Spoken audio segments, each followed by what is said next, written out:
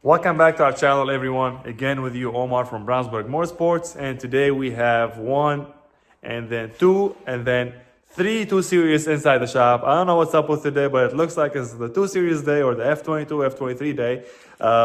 One needs spark plugs and coils, the other one needs some rooftop work, and the last one, which is this blue one here behind me, which is the most beautiful in my eyes, because this is like M-Tech. This one needs needs rear shock absorbers and shock mounts, and this is the one we're gonna be making the video about today. Like I said, this car is fully M-Tech, body kit, interior, and whatnot, and so finding the shocks for this was kind of a challenge because we had to go through the dealer. Nobody had these shocks. I would drop the part numbers in the description below. And if you guys come across these aftermarket, please let me know. Stay tuned and we'll jump straight to it.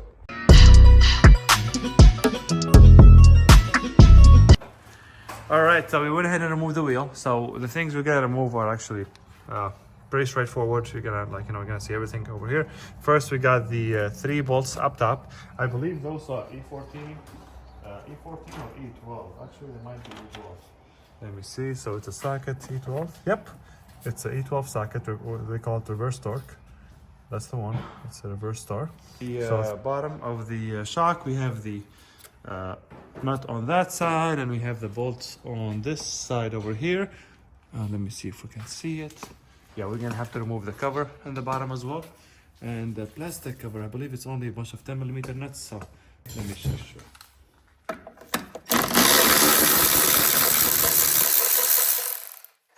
BMW does this, and a lot of other companies they put these covers on the lower trailing arm or control arms just to kind of protect it from rust. Like as you can see, the shape of it kind of like moves up.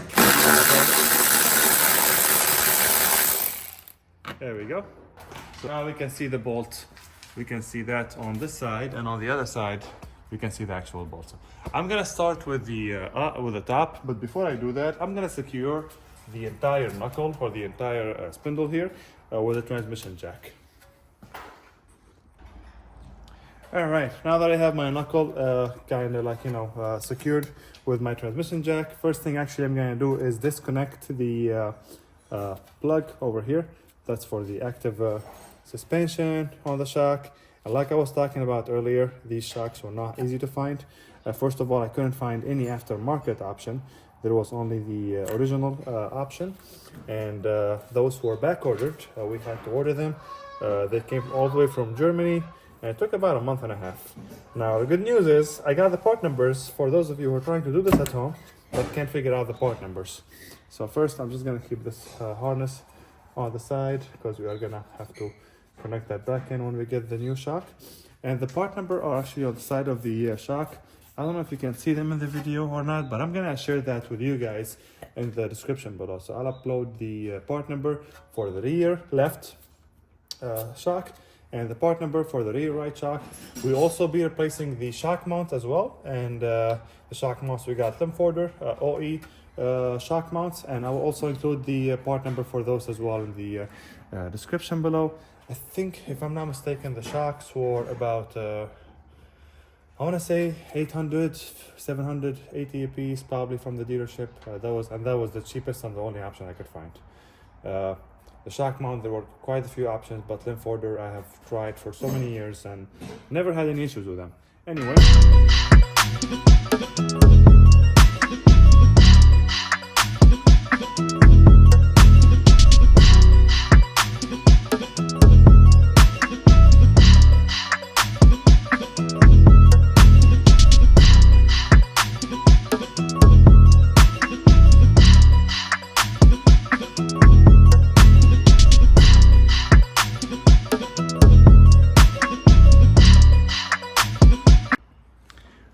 Now I got my 18mm wrench on the other side holding the bolt, and I have my 18mm socket on the side with a ratchet, and I'm gonna see if I can get it to my hands.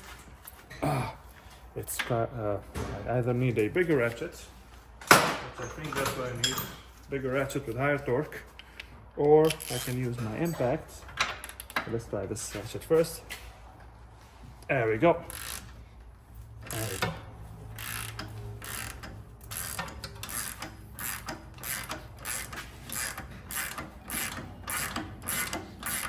It wasn't so bad.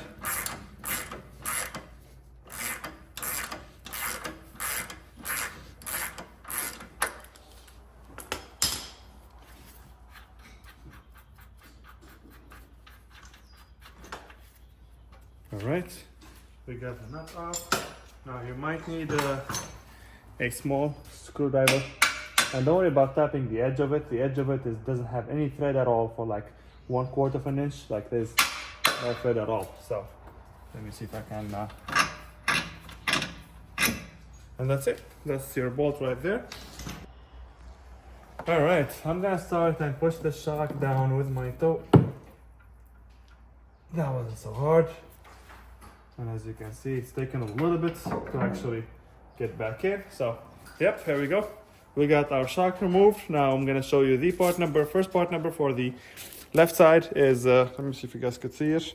Is that one right there, 3712-679-7906-02. This is for the left side, and for the right side, we'll go ahead and get you that part number. This is the original shock mount on there. I don't think that's the part number, but also it might actually be the part number right there. Regardless, I'm going to share the part number from Lymph Order with you guys in a bit. All right, first thing we're going to do here is we're going to remove this plastic clamp, or like, I don't know what you guys want to call it, or what you guys would call it. It's basically just like it covers the bolts. And this we're going to transfer, by the way. We're going to transfer to the new shock, because this basically what it does. It just kind of covers the bolts, so like, you know, wire doesn't get in there, so like, you know, it doesn't rust out or anything. There we go. Just a plastic shield. There we go. Just like that. And even though it's covering it, you guys could see how rusted that is. You guys can see that? Anyhow, let me go ahead and get the tools for this, and I'll show you what we're gonna do next. All right, so we got the shock bottom piece here held on with a vice grip, and I got my 16mm socket. I'm gonna go ahead and put on that and see if we can actually, there we go.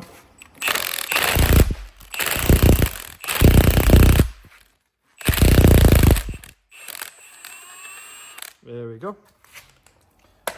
Now we can remove the shock mount, release our Duralast vice grip. Come on now. Really.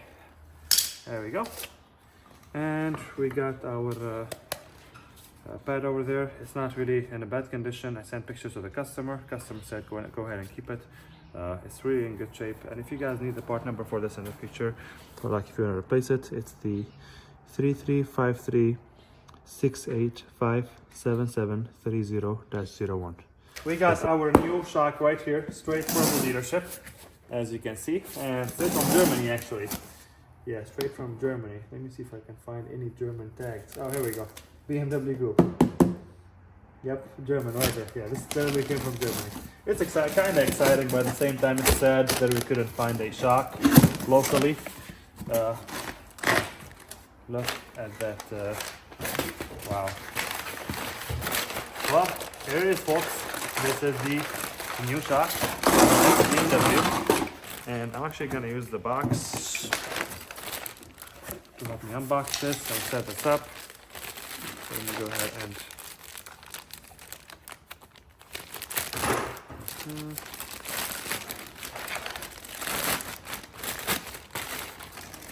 perfect. That's our new shock right there. As you can see, same part number. This one is 028. Let's make sure. Yep, that's the one. Same part number right there. Same part number as the one we pulled off. Okay, now the first thing is we're gonna go ahead and put this on.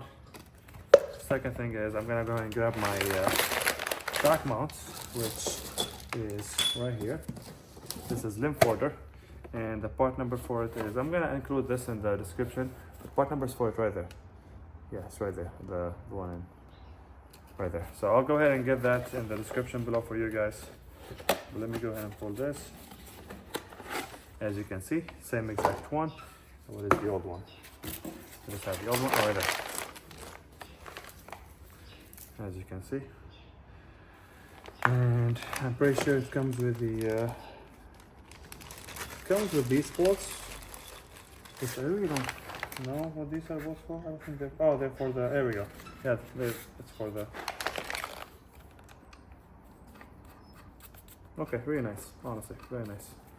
Okay, now in which direction this was in this direction. And it was sitting like this. Yep, we're gonna go ahead and start tying this with our hands. I got my 80mm wrench over there, offset wrench, and I got my 5mm hex bit socket or Allen key, and I'm gonna see if I can go ahead and pretty sure I tightened this earlier. Well, and don't worry about the shock mount spinning. It's supposed to spin. I mean, we can spin it either way. Earlier I was just trying to make sure that I didn't grab the left one. That's why I was checking left and right. I don't think the socket or the, I think my wrench is a little bit, I think my wrench is a little bit too thick for this, but I'm gonna try.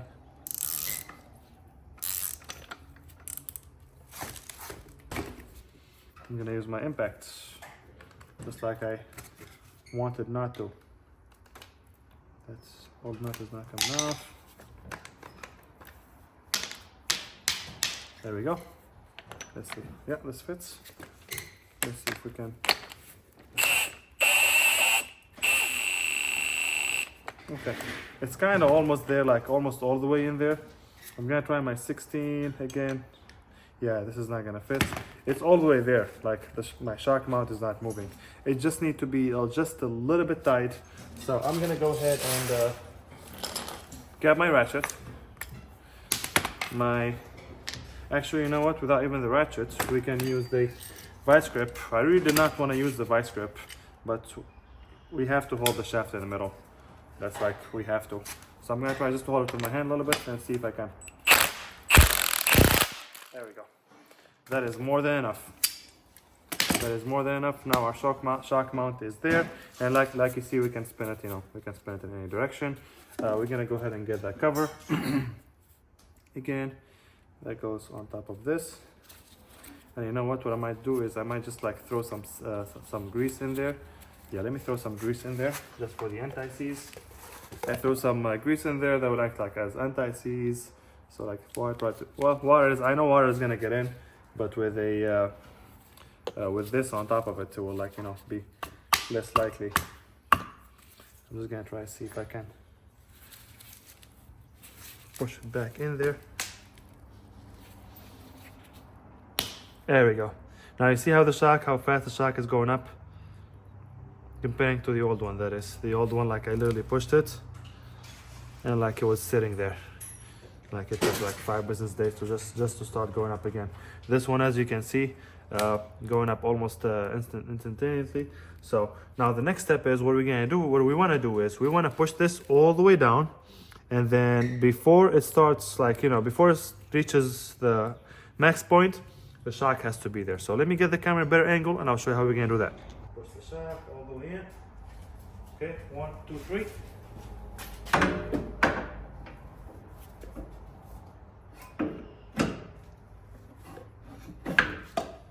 And I have the bolts right here.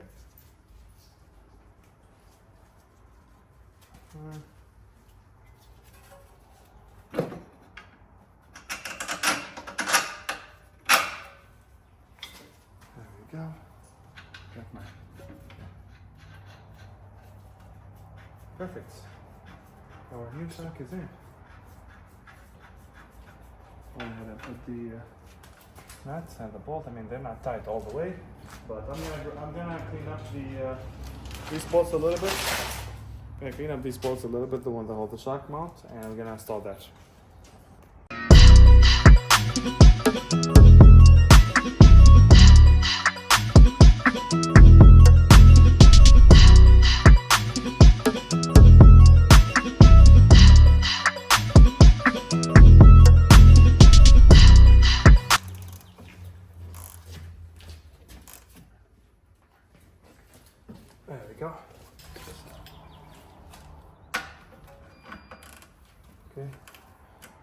down position.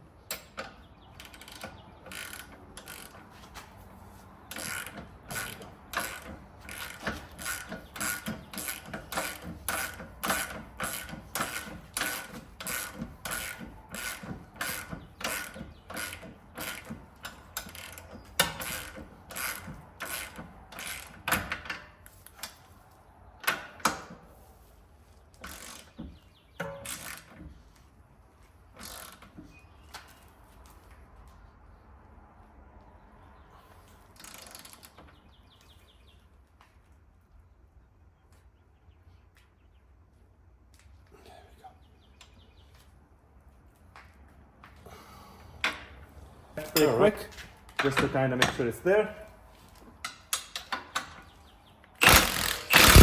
That's more than enough. Just kind of to make sure it's in there nicely. And then we go ahead and connect the, put the harness back in. And you guys can see that, right? Yes, perfect. There we go.